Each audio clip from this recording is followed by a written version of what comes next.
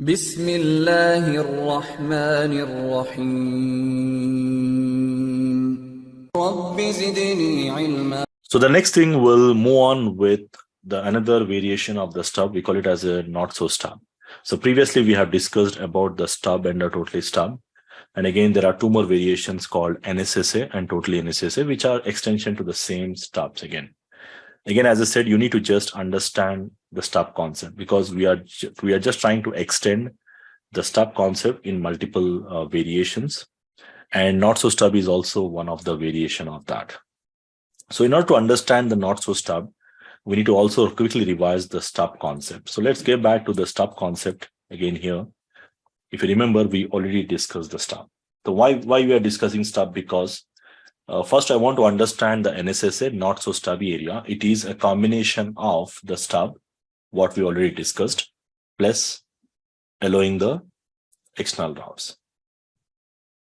Okay, so what I want is I want to allow the external routes to pass through the stub area, and which by default the stub will not allow you to do that. So let's take a simple example to understand this one. So again, we'll take the same three different areas here. Let's say we got an area 0, and we got an area 10, and we got an area 20 here. And we got some external routes, E1, E2 routes coming from the right side. So the area 20 have some external routes. And in the previous example, if you remember, we configured this area as a stub. Again, we don't get into a totally stub. Totally NSSA is again, we'll use it there. So in my case, we need to understand the stub. So if you remember, I quickly reviewed the stub concept, what we covered. So what exactly stub will do?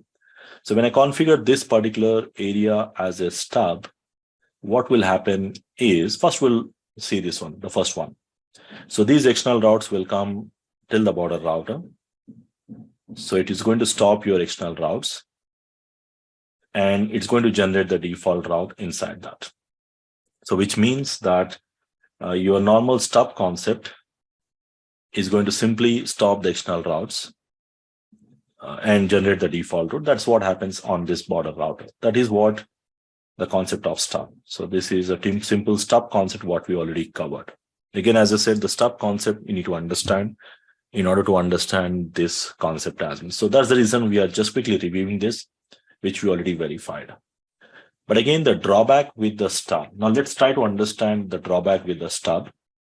And the solution is NSSA. So what is the solution? Solution is NSSA. So let's see what is the problem with the stub. So if you remember the stub concept, whatever the area you make it as a stub, that area should not be area 0, right? And we discussed that that area should not have a virtual link. And that area should not have redistributed routes. Means you should not have an ASBR or external routes passing through that stub area. Which means the stub concept works good if you don't have any external routes passing through. That's a really good thing. But let's say now we have this design and we're already working on it. And suddenly you got merged with some organization. And that organization says that, okay, fine, we are going to merge a few of the routes, and as per that we got some router here which is an ASBR, which has become an ASBR, and we have another domain which is, let's say, some company, as I said, merges, and you got some routes coming from EHRP here, which are again the external routes. Let's give some external routes here. Let's say we got some 11 dot routes here which are coming from here, and then there is a 15 dot routes here. Let's give some numbers so that it will be easy for differentiation, because now we got two external routes. One external routes coming from the right side, and because of that, what I did, I have configured the stub. That's working fine. But now once you have the external routes coming from this side, as this is a stub area, now if you remember, the stub is going to stop the external routes. So the concept of stubs, what we discussed is, the stub is going to stop the external routes. That's what it is going to do, which means that whatever the external routes it was installed here, these external routes will be stopped here, which means these external routes will be stopped by the stub. So the normal stub is going to stop those external routes here.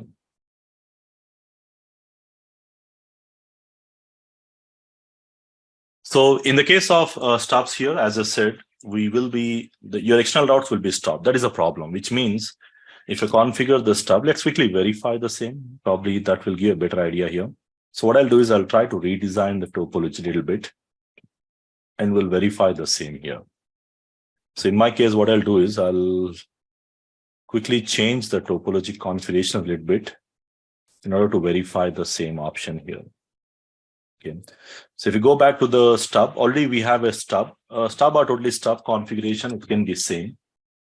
Like the configurations are exactly based on the same what we did. We have a router OSPF stub configured on the router 1, as well as on the router 2, as well as on the router 3. Okay. So we have this totally stub configuration. Stub or totally stub, it's the same thing, just a few difference in the routes. So what I'll do is I'll quickly change because I need some external routes to quickly verify. So I'm going to remove these advertisements in OSPF and I'm going to advertise them in the EHRP. So to make sure that we do have some external routes passing through that. Okay. So assuming that we have these external routes, so I'm going to remove them in the OSPF and I'll try to advertise them in EHRP. And then we'll advertise these routes in EHRP and then redistribute them back into the OSPF. So we'll go back to the OSPF 1 and then redistribute EHRP 100 subnets.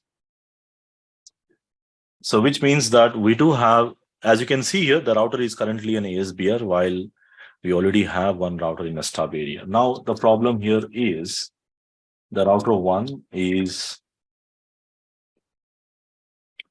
so the router 1 is your area 10 stub, which means it's configured as a stub. At the same time, it is also redistributing the routes, which means you also have an ASBR passing through it. Now, the problem here is, let's check on the router 2 to verify the problem here. So on the router 2, I'm going to say show IP route OSPF. You can see the thing here. You already have the external routes coming from here. These external routes are coming here, and we already have the default route, which is a more kind of a stub. I mean, still you have the stub concept working here. But again, the problem is, what about these external routes? These external routes will not reach here because this is a stub area, which means it will not allow external routes to pass through, which means the router 2, not router 3, even the router 4 will not be able to receive any of those 11 dot routes, which means you don't have reachability to 11 here. Now, the problem is because the 11 dot route is not present, so it will try to send on the router 4 side. That's where you don't have the reachability. So the problem with this concept here is, in my case, you still have these external routes. Let me draw it here. You have the default route, which means it's going to stop your external routes. And likewise, we have, at the same time, these external routes, whatever is present, it's going to stop them. So it's going to stop the Z1E2 routes passing through, which means you have a reachability issue here. Now, there are two solutions. Either you just remove the stub, which will make the things to work as a normal. So if I remove the stub, again, there won't be any problem. There won't be any issues.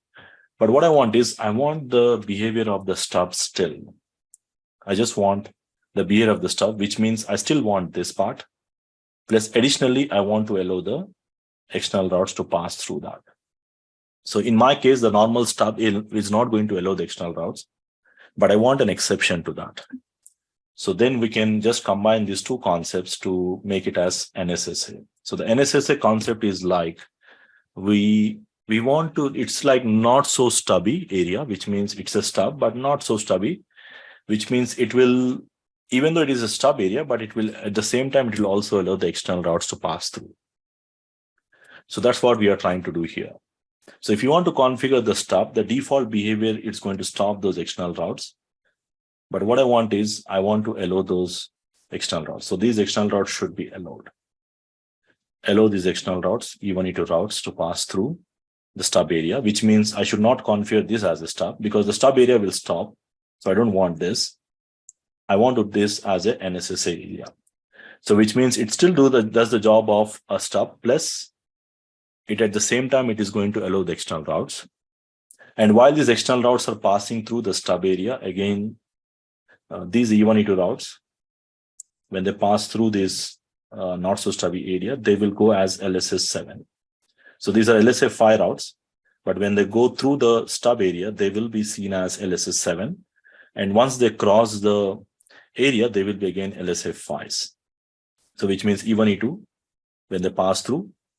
But when the routes are seen, it will be seen as ON1 or ON2. Again, this will verify once we start the configuration part, which means here in my case, what I'm doing is these external routes are not normal external routes. They are passing through the stub area, which means they will be referred as LSA 7 routes. Okay, so that's the concept here. So again, the LSA 7 or the additional LSAs which will be generated instead of external routes when they pass through the stub area. So the same thing we want to do it here as well. So what I want is I want to make sure that in the case of NSSA, I want to have the stub just like a normal stub, plus allow the external routes to pass through that. And this concept is referred as Not-So-Stubby Area. So let's get into the quick configuration of the stub concept here. Not-So-Stubby, as we have already discussed the concept here of NSSA. So what we'll do is we'll quickly try to configure. So this is the same topology what I already have in my configuration. So we already did the configurations. So if you go back and verify the configurations, we did some EHRP configurations and we already configured the stub. So the first thing I want to make it as NSSA, so which means I will remove all the stub configuration what I already have. So the first thing, again, the OSPF configurations are normal, so I'm not going to disturb that. So whatever the stub commands we have, I'm going to remove that.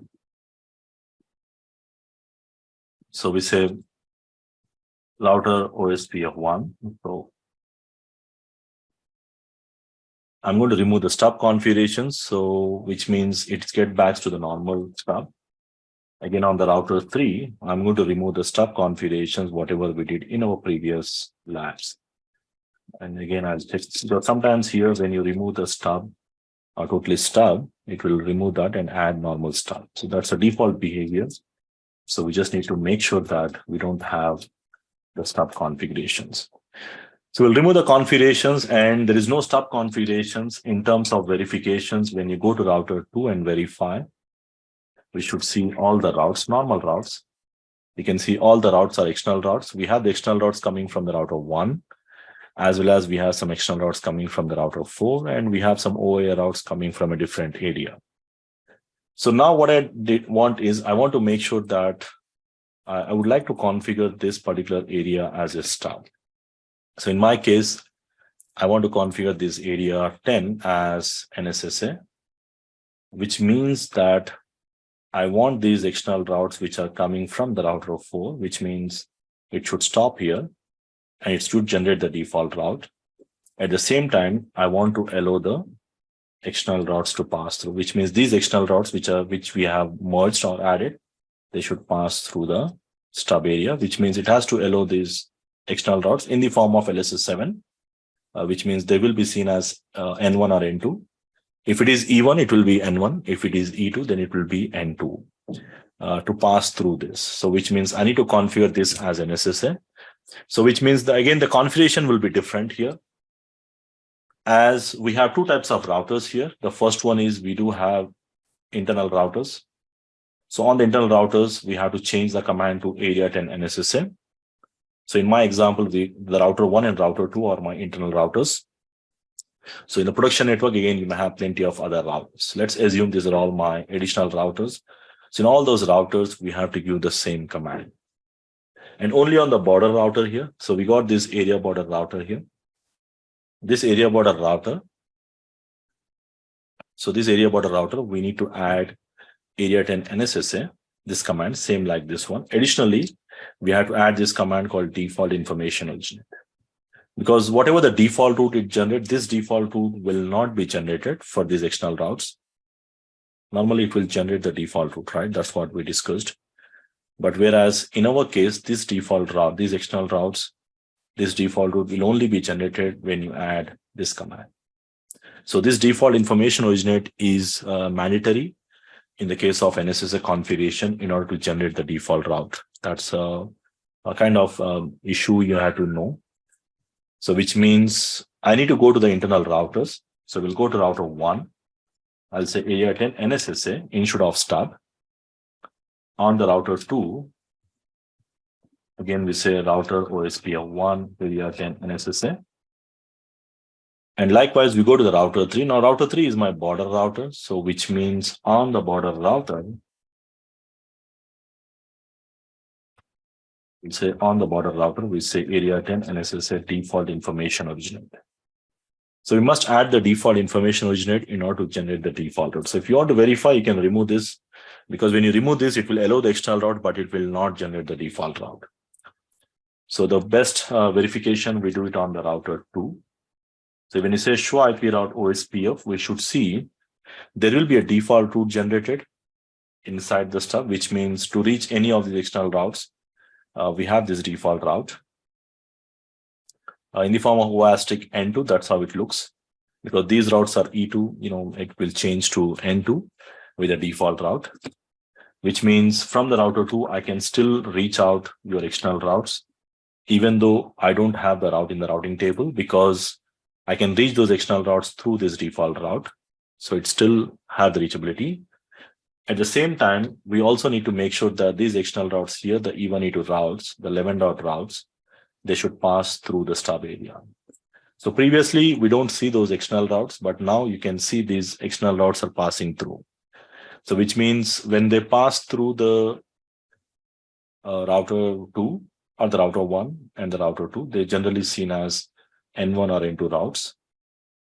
So if it is E1, it will be N1. If it is E2, it will be N2. And once it reaches the border router and then reaches here, they will be either E1 or E2 routes. So let's check on the router 3. Router 3 will not have the default route because it's a border router. So border router will have more specific routes. But you can see the router 3 still have those LSA 7 routes. But again, if you go back and check on the router 4, which is not a stub area, if you say show IP route OSPF, you can see I'm still able to see those external routes, but this time it will be LSA 5s. Because once it crosses the stub area, it will be seen as normal LSA 5 routes. So that is a simple configuration you have to do for NSSA to work. And as you can see, the NSSA, what it is going to do is it's going to generate the default route, stop those LSA 5s and generate the default route. At the same time, allow the external routes to pass through that. So we can say like NSSA is a combination of a stub. Still you have the stub behavior, plus you can have an ASBR passing through means you can still have an ASBR or external routes passing through that stub area.